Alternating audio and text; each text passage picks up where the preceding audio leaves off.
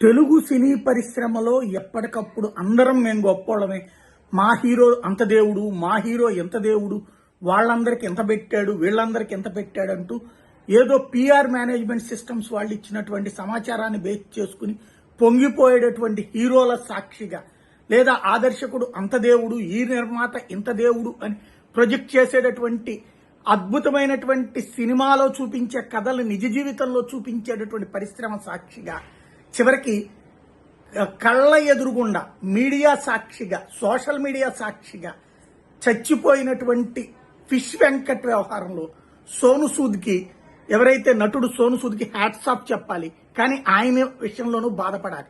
ఎందుకంటే ఆసుపత్రి బెడ్ మీద ట్రీట్మెంట్ కోసం వెయిట్ చేస్తున్నప్పుడు ఏమీ చూడలేదు, ఎవరూ పట్టించుకోలేదు. ఇప్పటికే ఆయనకి విషయం తెలిసిందనుకుంటా, చనిపోయిన తర్వాత వచ్చి ఆయన కుటుంబాన్ని పరామర్శించి ఆదుకుంటానని హామీ ఇచ్చారు. తెలుగు సినీ పరిశ్రమకి పట్టిన దరిద్రానికి సాక్ష్యం. అదే సందర్భంలో తెలుగు సినీ పరిశ్రమని నమ్ముకుంటూ ఇక్కడ ఉన్నటువంటి హీరోలని, నిర్మాతల్ని, దర్శకుల్ని గొప్పలుగా చలామణి అయిపోయేటటువంటి సందర్భంలో బయట సినీ పరిశ్రమ నుంచి వచ్చి ఆదుకోవడానికి ముందుకొచ్చినటువంటి సందర్భంలో సిగ్గుపడాల్సింది ఈ పరిశ్రమ, గర్వపడాల్సింది సోను సూద్, సోను సూద్ని అభిమానించేవాళ్ళు.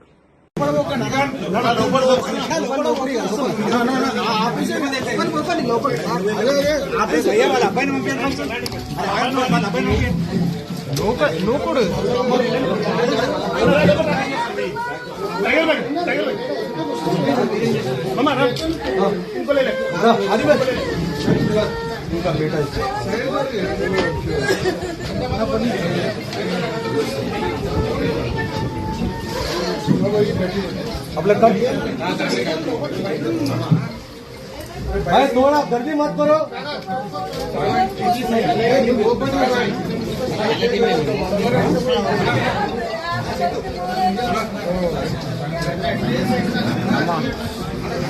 राइट साइड करिए ना,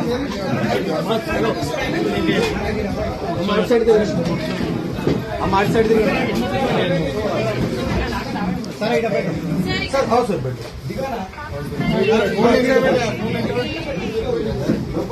బ్యాక్ వస్తే వైడ్ వస్తుంది.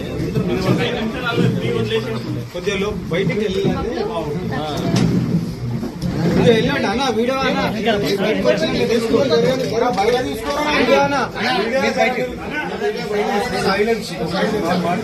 వీడియో వైజాగ్ లో అందరికి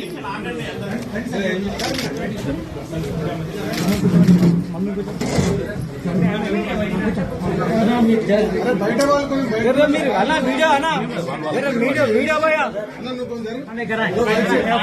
సైలెన్స్ ప్లీజ్.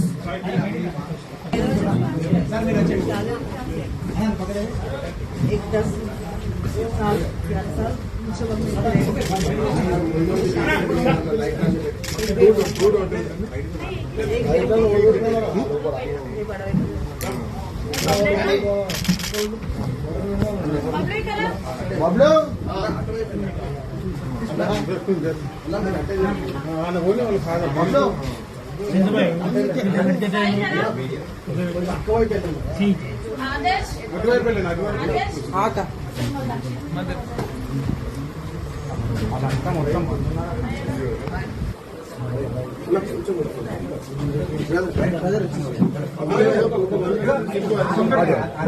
అది భాయ్